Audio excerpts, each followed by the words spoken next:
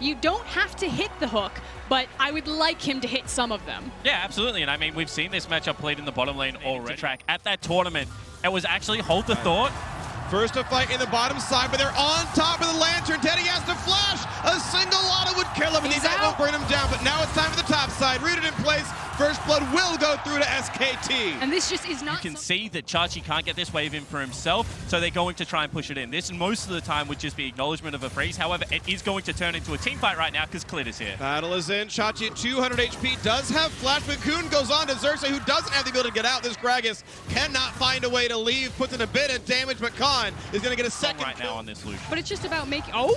Ooh, Flash gets him to safety, but over the wall! Kabe's there, flashes right back out. That was pretty. You had to get something, because what I was about to say is the fact that Splyce have now taken 2 different runs at SKT and they haven't gotten anything, whereas when SKT make their plays, it is paying off with kills. But they hard forced that one and now trying to force more. 3 versus 2 down here with the true shot, or the ulti on top as well. Can't wait on the first one. There we go. Chachi claims the kill credit. Clit's trying to run. They've traded now. The first kill, second comes in. This is Splyce picking up a lot right now as Khan has to run the cooling on, but can't find the kill. A single auto would knock him down, and Splyce are firing. They're moving in. They understand they currently control the bot side of the map, and they need to start eating up these objectives to balance out the fact that Herald and Chachi are just getting pushed in. That route was at the right time. Figures himself up, but does he have a good way out? Owns the flash, but the CC comes in, and the Splyce 2-on-2 take down Split map. We assumed that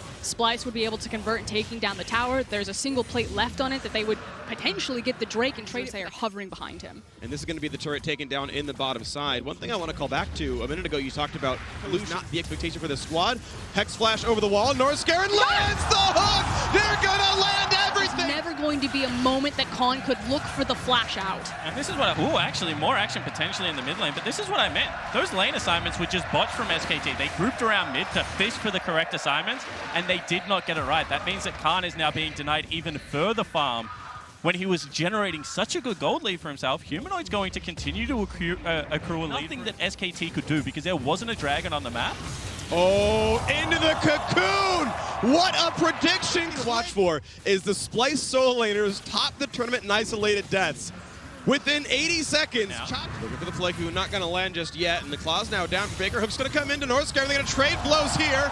Into the front line, though. Khan putting a lot of damage in, forcing the flash out of Northscarin. Oh, comes across! Big flash slay! That's one kill coming through. Faker's in the chase. They're going to find a second now as well. Splyce running for the hill. They're still looking for it. All right, 3 versus 5. A lot of damage towards Humanoid. Faker first to mark that one, and the jungler. You got to find him. He's nowhere nearby. Smite cannot possibly come through. The Smite is there for Clit, of course, because their first 15 minutes are great. They have to play it. They have to play late game. They played SKT, and they play the LEC close, and then mid-game happens, and if you want to win a game, they got to take it to late game, because their mid-game, just sadly, it's not quite there. They're getting picked off, and SKT now have a lot of road to run with. I do like Splyce. And slowly but surely, it is, of course, SKT taking more of the map. Faker in the 1v1 against Vizichach. Resume this siege. You can see that SKT, whilst the Baron buff is still available for the next 20 seconds, very content at taking away all the outer structures. They've now got themselves a 6,000 gold lead at 24 minutes into the game. And whilst they're good, might be in a bit of danger. Oh, danger to Northscarin, though. The cocoon over the wall lands. They hook him right back in, and it's time to knock down the mid inhibitor turret. Baron's not up. They crack the base anyway. This inhib is gone. And I don't know what it is about SKT, because you can change out every single member, but they almost always have this core identity of SKT not only recognize exactly what they need to do, but exactly what you want to do to them.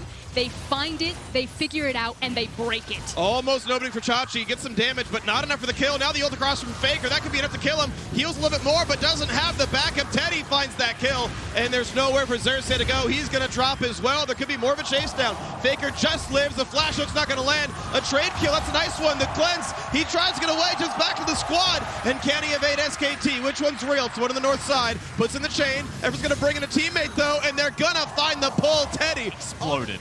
And for me, the difference has not only been in the individual mechanics, but also just in the vision game that SKT have been playing See how since. much more they can crack down.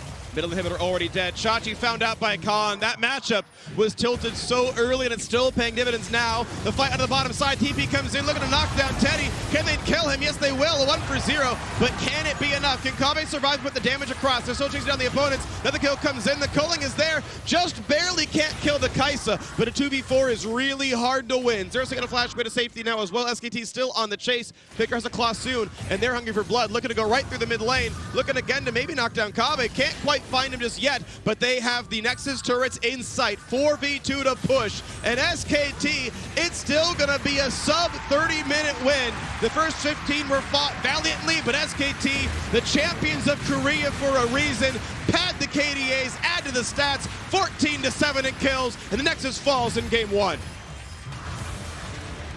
And a commanding victory from SK Telecom in the end, but that was a fairly competitive early